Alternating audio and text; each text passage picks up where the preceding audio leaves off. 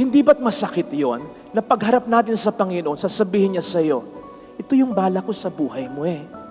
Magandang balak ko. Bakit kita bubuhayin nang wala ako magandang balak? Itong gusto kong mangyari sa pamilya mo, kahit naghihirap ka noon, may balak ako. Malalampasan mo yun. Gusto ko magkaroon ka ng impact sa buhay ng iba. Makapagbuo ng isang masaya, simpleng pamilya. Makatulong ka sa iyong dating pamilya. Gusto ko maging fulfilled ka. Ang dami kong magandang balak sa iyo. Ito yun. Sinayang mo dahil natakot kang magtaya, natakot kang lumaban, natakot kang magtiyaga, natakot kang magsikap, natakot kang sumampalataya, natakot kang maging expressive, maging social, natakot kang magpatawad, natakot kang ibigay mo ang best mo, natakot kang magpakabuting tao, natakot ka, tinamad ka, nawalan ka ng pag-asa, na ibigay mo sa akin ang sarili mo. Sinisigurado ko po sa inyo, saan man tayo mapunta sa kabilang buhay, yun ang parang patikim ng parang impyerno. O di ba't ang langit, nandun yung pangalan mo eh. Ang sabi ng Panginoon, maraming silid sa kalangitan. Bawat isang silid doon, we are destined to reach heaven. Nandun yung pangalan ko. Kung ako'y mapupunta ng impyerno, yun ang pag-iisihan ko. Nandun yung pangalan ko. Walang nag-o-occupy. Ako ang mag-o-occupy doon. Pero nasa impyerno ako, yun ang impyerno ko. Kasi siguradong magsisisi tayo. And so brothers and sisters, let us conquer our fear because God has placed all the best things in life on the other side of our fear. Nandito ang mga magagandang plano ng Diyos para sa atin. Nandito yung iba't ibang sitwasyon na magbibigay ng takot sa iyo, padala ng demonyo sapagkat ayaw ng demonyong makuha mo yung magagandang plano ng Diyos para sa iyo. Hindi ka pakakabahin ng diablo kung hindi siya kinakabahan sa iyo. Siya talaga yung kinakabahan. Kasi ang Diyos ay siguradong may magandang plano para sa iyo at ayaw niyang mangyari yan. Kaya pinakakabahan ka niya. At kapag kinakabahan ka naman, nawawalan ka ng gana dahil sa dami ng mga problema, ang buhay mo parang ganyan na lang talaga. Hindi ka na nangangarap. Nawawala na yung kaba ng demonyo kasi kinakabahan ka na sa loob-loob ng demonyo. Hanggang dyan na lang siya. Kabado na eh. Wala ang pag-asa. Nakita ninyo? Ang gawin natin, baliktarin mo. Alisin mo, paglabanan mo yung kaba mo upang simulan namang kabahan ang diablo. Sa papaanong paraan, panoorin nyo ito. Ano kasi, mukhang lang ako pero madasalin ako tao. Binigay ko sa kanya. Lord, ikaw bahala rito. Kung ano yung makakaramit, makakatulong ka. Kung saan yung makakarami at makakaganda, alam kong yun ang ibibigay mo. Pero after that, nung nangyayari, nasa kalagitnaan pa lang, may 3 show na akong dumating. Oo nga. So, ibig sabihin, parang sinasabi, hindi lang ikaw, pati yung Dabard God, huwag na kayong kabahan. Nandito lang ako sa tabi. So, hindi ako nag-worry. Ako, ang sandata ko ngayon, kahit anong, pray lang. Basta kasama mo siya, hindi ka matatakot eh. Number 1. Kaya nga si Father Fidel, kaibigan ko. So, marami tayong natututunan dyan. Pasensya na kasi hindi talaga maganda yung audio ng interview. Ang nangyari dyan ay ganito. Di ba? Nangyari sa Itbulaga. Sabi nga, hindi naman mayaman si Jose. Hindi naman siya katulad ng TVJ. Nawalan siya ng trabaho. Siyempre nag-aalala siya. Pero sabi niya, konti lang yung pag-aalala.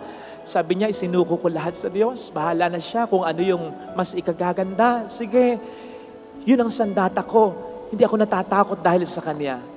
Ganon ang tamang paglaban sa takot. Ang tamang paglaban sa takot ay hindi pagiging positive thinker lang. Okay? Kaya ko to. Hindi mawawala ang takot mo. Hindi kakabahan sa iyo ang diablo. Sasabihin ng diablo, sige, tingnan ko kung hanggang saan yung tapang na yan. Tandaan mo, kapatid, hindi basta sinabi ng Panginoon sa Biblia ng 365 times kung sino man nagbilang niyan. Hindi niya basta sinabing huwag tayong matakot. Sinabi niya yung konteksto kung bakit tayo hindi dapat matakot. Isaiah 41 verse 10. Isa lamang ito sa mga halimbawa. Ang sabi niya, do not be afraid for I am with you. Yun ang paraan para labanan ang takot. Hindi sa pamamagitan ng ating sariling kakayanan, kundi sa kakayanan ng Diyos, sa pagmamahal ng Diyos, sa tulong ng Diyos. Kasi kung tayo lang, hindi kakabahan ng diablo. Pero sa oras na magdasal ka ng magdasal, magsimba ka ng magsimba, lumuhod ka at nagmakaawa ka sa Diyos, Panginoon, tulungan mo ako sapagkat ikaw ay kanyang sasamahan. So kung yung kaliit-liitang simpleng bagay, pinagkakaabalahan na niya, ano pa kaya yung problema mo na iniiyak mo araw-araw, gabi-gabi? Yung nagpapakaba sa iyo, yung umaalis, sumisira ng diskarte mo, yung humihigop ng pag-asa. Alam niya na single parent ka. Alam niya na may problema ka sa pamilya. Alam niya yung pakiramdam mo na hindi mo alam kung bukas may kakanin pa ang mga anak mo. Alam niya yung hirap na nararamdaman mo na inaalagaan mo ang mga magulang mo, pati pagtataguyod sa mga kapatid mo, nandun obligasyon mo. Alam niya yung hirap at yung pagkawindang mo na iniisip mo makapag-aaral ka pa ba sa susunod na taon kasi mahirap lang. Alam niya yon. Kung yung buhok mo bilang yung pang problema mo hindi niya paglaanan, kahit nag-iisa ka ngayon, maitataguyod mo pa rin ang pamilya mo. Iniwan ka ng asawa mo, mapagtatapos mo pa rin ang mga anak mo. Nagkahiwalay ng maaga ang mga magulang mo, magiging matino pa rin ang buhay mo. Hirap ka, ang mga magulang mo, na-stroke pa yung iyong ama, maaabot mo pa rin ang mga pangarap mo. May sakit ka, hahaba pa rin ang buhay mo, o kung hindi man, magiging masaya pa rin ito. Kapatid, basta gawin mong available ang sarili mo upang pagsimulan ng milagro sa pamilya ninyo. Again, may pinasasabi sa iyo ngayon ang Panginoon, huwag kang matakot. Sasamahan kita. At mas lalo niyang pinasasabi sa iyo, sasamahan kita kasi hindi ka masamahan ng iba, ako ang iyong kasama. Wala kang ibang kailangan kundi ako sa buhay mo. Pagtutulungan natin ang problema mo. Lahat siguro tayo ay nagnanais na maging masaya. Mas gusto nating umingiti tayo kesa umiiyak, tumatawa kesa nakasimangot o nalulungkot. Mas gumaganda nga naman ang ating itsura, ang ating aura, mas gumagaan ang ating pakiramdam, mas humahaba pa raw ang ating buhay. Fortunately, lahat tayo ay mayroong kakayanan na maging masaya. Bakit? Sapagkat lahat tayo ay mayroong kakayanan na magmahal at mahalin din naman.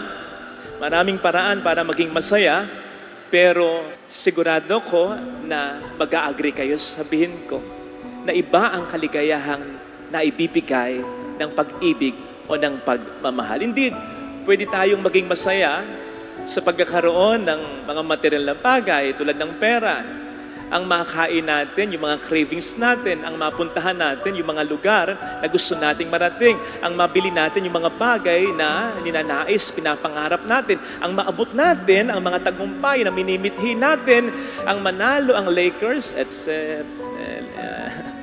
Anyway, kung ano man yung gusto mong team, etc. Pwede tayong maging masaya. Pero sabi nga po ng isang Persian poet, it is love that brings joy to happiness. Simply put, ang pagmamahal ang nagpapalalim ng ating mga simpleng kaligayahan upang ito ay maging tunay na kagalakan. Ang ibig sabihin, anuman ang maranasan nating kasiyahan sa buhay, mawawalan niya ng saysay. Ito'y magiging fleeting upang mabilisan lamang kung hindi natin mararamdaman sa buhay ang pagmamahal. Kaya mahalaga upang tayo maging masaya, tayo manatili, mabuhay sa pagmamahal. Stay in love. Madali kasing umibig pero mahirap manatili sa pag-ibig. Sapagkat yung pag-ibig, initially, madalas yan ay bugso lamang ng damdamin na hindi mo pa nakikilala ang iyong iniibig. Until time passes by, you gradually realize na you fell in love with a person na hindi perpekto. Maraming kulang, maraming kapintasan. Pero sa kabila nito, kung pipiliin mo pa rin siyang mahalin at manatili sa inyong pag-iibigan, yun ang tunay at yun ang mas magiging matibay na pagmamahal. So yung to fall in love, it's more of a feeling. Pero yung to stay in love, it's more of a choice. And that's how we stay in love. Kahapon ay, kaya po wala ako dito ay sapagkat nagkasal ako, matagal na pong schedule yon. At sa messages nung dalawang ikinasal ko, common denominator ng kanilang mga messages ay ganito. Kasi matagal na silang mag-boyfriend-girlfriend. May mga pagkakataon daw na umiyak na sila, may mga pagkakataon na parang mag-give up na sila. Pero ang mahalaga, na natili sila para sa isa't isa. Doon nila napatunayan na talagang sila'y para sa isa't isa, na totoong pagmamahal nila sa kanilang asawa at ng pagmamahal ng kanilang asawa sa kanila. Kaya kitang-kita mo, after everything na nangyari sa kanilang relasyon, kitang-kita mo ang kanilang kaligayahan. Na mas nalagdagan pa nang malaman ng lahat na sila'y magkakaanak na pala. Tunay nga yung sinasabi ng ating Panginoon sa Ebanghelyo, if you remain in my love, then your joy will be complete. Abay, nakumpleto agad. Pagkatapos ng kasal sa reception, mayroong gender reveal agad, may anak agad. Kompleto agad. But seriously, mga kapatid, yung kagandahan ng pag-iibig ay hindi lamang natin mararamdaman initially sa beginning lang. Meron pang mga kasunod yan. Marami pang mga kasunod yan. Yung kaligayahang maidudulot ng pagmamahal na yan, hindi nga lamang sustained yung feeling na yan, yung feeling ng kaligayahan. Sapagkat life still has ups and downs. Hindi naman perpekto ang buhay, hindi naman perpekto ang mag-asawa, hindi naman perpekto ang mga tao, kaya walang perpektong pag-asama. So, nandyan yung kalungkutan talaga. Nandyan yung mga hindi magandang pangyayari. Pero, when we remain in love, kung tayo mananatili sa pag-ibig, mas magiging ganap ang kaligayahan na maranasan natin dahil sa pag-ibig. Nasabi ko kanina na ang tunay na pag-ibig ay yung ibigin mo, ang iniibig mo sa kabila ng imperfection nito. Just the same. Ang tunay na kaganapan ng kaligayahang na idudulot ng pag-ibig ay yung kaligayahan ng pag-ibig with all its imperfections. Yes, masaya yung pagmamahal na everything is fine, walang nagiging problema. Pero wala namang ganun in the first place. And besides, ang mas magandang paramdam o pakiramdam sa pagmamahal ay yung marami na ring problemang naranasan, pero despite all that, ay nanatili pa ring nagmamahalan. Iba yung saya na dulot ng pagmamahal na alam mong tagana sa panahon sapagkat nakaranas na ng mga paghihirap at pagdurusa, sapagkat yun ay pag-ibig na tunay talaga. Kaya nga kahapon, at kahit sa ibang mga okasyon ng kasal, sa palagay ko, you will agree with me, kung sasabihin ko na ang pinaka-touching ng mga messages ay hindi naman talaga yung messages ng mag-asawa sa isa't isa. Lalo pat yung mga matatamis na salitang iyan ay kinakailangan pa nilang patunayan kahit pa matagal nang may relasyon yung dalawang yan bago ikasal. Iba kasi yung hirap kapag nagsasama na eh. Iba kasi yung hirap pag mag-asawa na eh. Iba yung hirap ng mag-boyfriend-girlfriend pa lang kayo. At iba yung hirap nung nagsasama na talaga kayo at nakabukod na sa pamilya ninyo. Kaya kahit matagal lang nagsama, ibig sabihin, matagal lang mag-boyfriend-girlfriend yung kinasal ko, yung mga matatamis na salitang kanilang binitawan out of their love for each other, kailangan pa nilang patunayan. So hindi pa yan yung exciting part. Kaya nga, babalik ako sa punto ko, kapag mayroong mga messages sa kasal, ang pinaka-nakata-touch na message ay yung message ng mga parents ng ikinasal. Lalo pat kung yung mga magulang na yan ay nagmahal talaga bilang mga magulang sa anak nilang ikinasal. Sapagkat yung mga messages na yan, mula sa kanilang pusong nagmamahal, ay obviously, kanila lang napatunayan. Sa mahabang panahon na pwedeng nakaramdam sila ng disappointment, napaluha sila ng kanilang anak. Sa mahabang panahon na binigyan nila ng magandang buhay ang kanilang anak. Sa mahabang panahon na sila'y nalungkot dahil sa maling ginawa ng kanilang anak. At hanggang sa panahon na ito na ikinakasal na ang kanilang anak. At sa mga susunod pang panahon na nandyan silang lagi para sa kanilang anak. Yun yung message talaga na ikaw ay iiyak. Sapagkat yun ay message ng pagmamahal na napatunayan na para sa kanilang anak na minamahal. Kaya sa okasyon ng kasal talagang yun yung pinakatotoong mensahe ng pagmamahal. Yung mensahe ng pagmamahal at kaligayahan ng mga magulang para sa kanilang anak na ikinasal. Kaya mga kapatid, tulad ng mga taong ito, mabuhay tayo sa pagmamahal upang maramdaman natin ang kaligayahan ng pagmamahal. Una, huwag natin gawing komplikado mga simpleng bagay. At pangalawa, manatili tayong nagmamahal. habang tayo nabubuhay. Amen. Maikli po ba ang pasensya ninyo? Mabilis po ba kayong maginit ang ulo? Mainit para sa inyo ang panalangin ito. Ulit-ulitin po ninyo na parang kayo ang nagdarasal hanggang sa makamit natin mula sa Panginoon ang tulong na kinakailangan natin. Sapagkat alam naman natin, madalas ito ang naging hadlang sa maayos nating relasyon sa Kanya, sa ating kapwa, sa ating pamilya, at maging sa ating sarili. I-share din po natin ito sa ibang tao. Magsimula tayo. Sa ngalan ng Ama at ng Anak ng Espiritu Santo. Amen. Panginoon, gusto ko pong mapalapit sa iyo. Nais ko pong ang buhay ko ay maging kalugod-lugod sa iyo. Bukod po dito, gusto ko rin pong maging maayos ang pakikipagkapwa-tao ko, lalong-lalo na sa pamilya ko.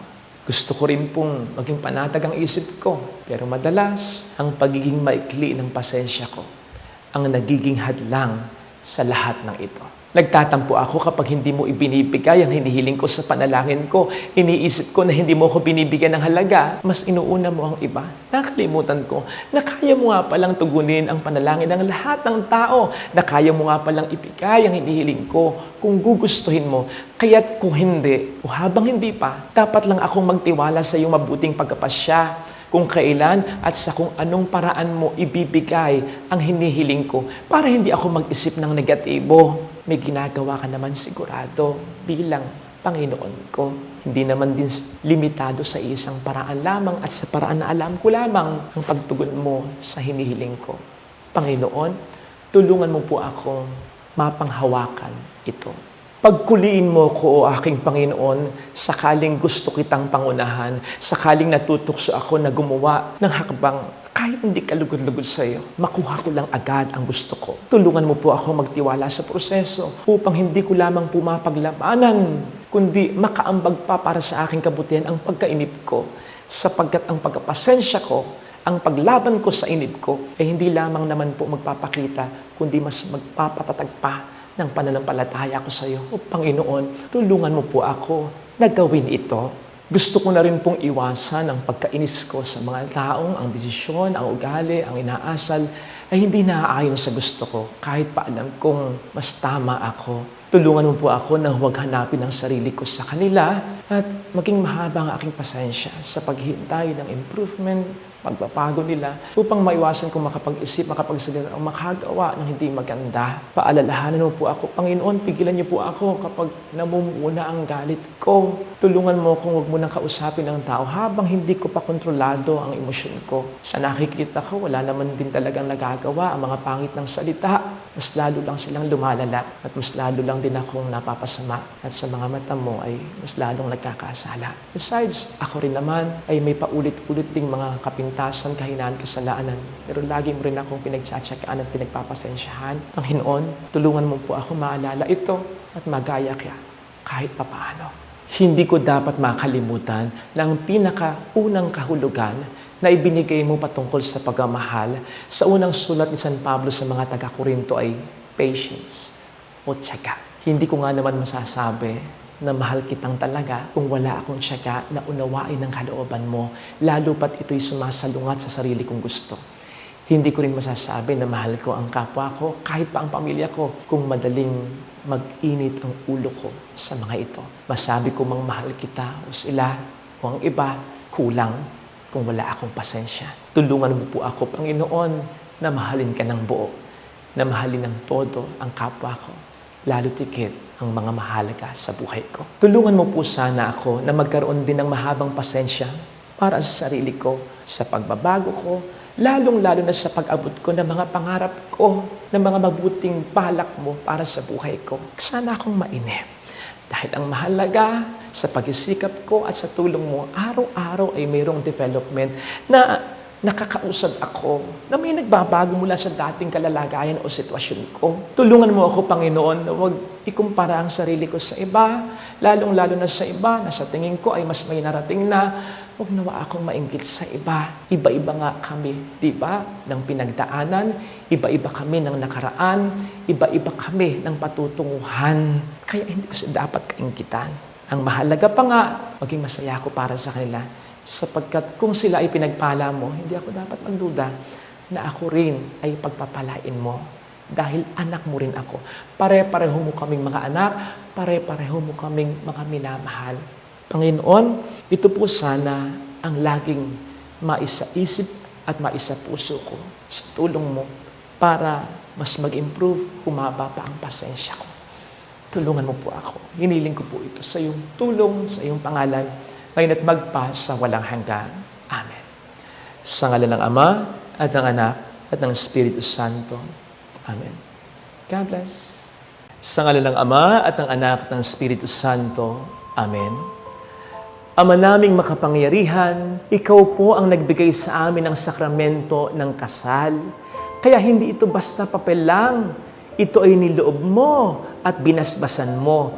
Ikaw rin po mismo ang nagsabi na sino mang mga pinag-isa mo ay hindi dapat paghiwalayin ng tao. Kaya naman, Ama, isinasamo namin sa iyo ngayon ang pagsasama ng mga mag-asawang sinisira ng tao. Pakausig mo po ng matindi ang konsensya ng asawang nagloloko upang matauhan siya. Maisip nawa niya na ikaw itong nagpagtagpo at nagkasal sa kanilang mag-asawa dahil may maganda kang plano para sa kanila at sa mga magiging mga anak nila.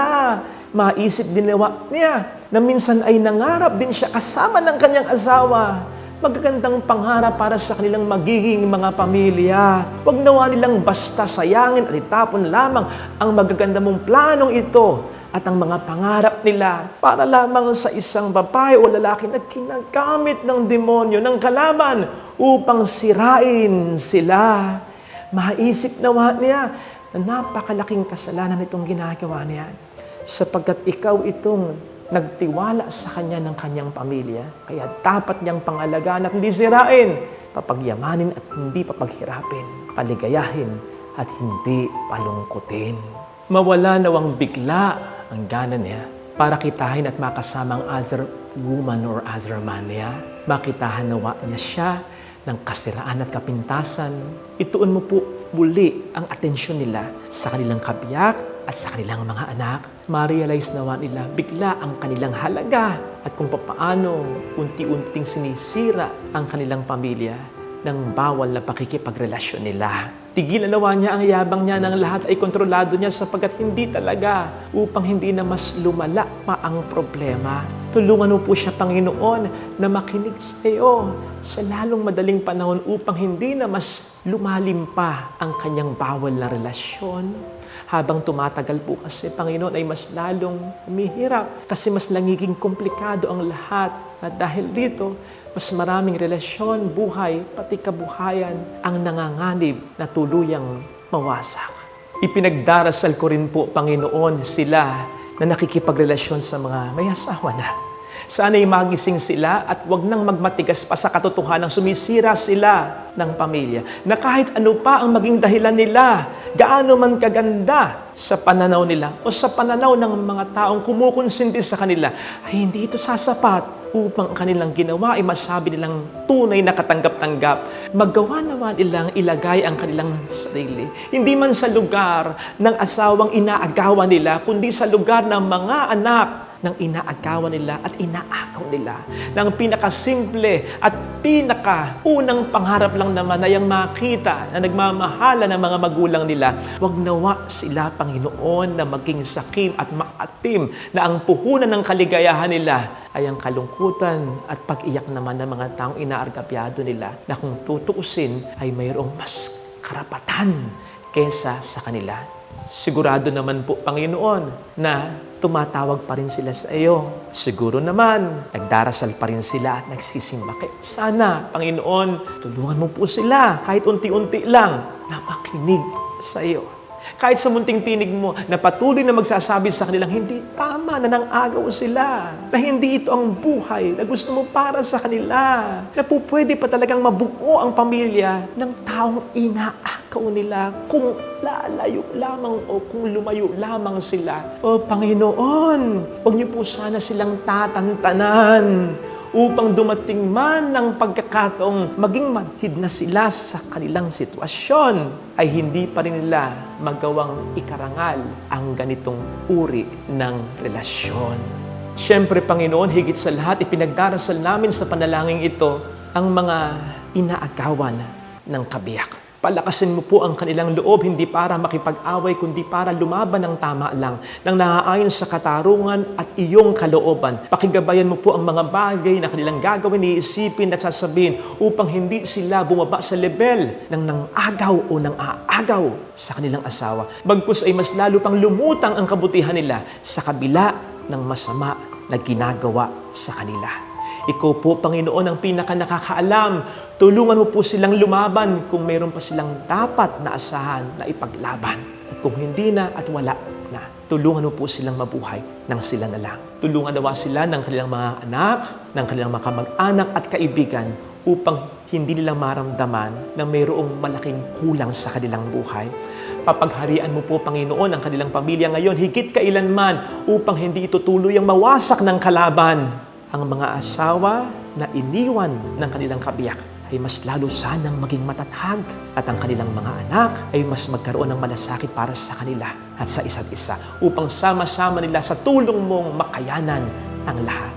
Alam po namin, Panginoon, na hindi maganda ang epekto sa buhay ng sinuman ng isang pamilyang hindi kumpleto. Pero sa iyong kapangyarihan at pagmamahal, sa iyong awa, Panginoon, alam naming walang kulang ang hindi mo kayang kumpletohin at walang hindi maganda na hindi mo kayang pagandahin. Tulungan mo lang po sila, Panginoon, na makipagtulungan sa iyo ngayon at magpa sa walang hanggan.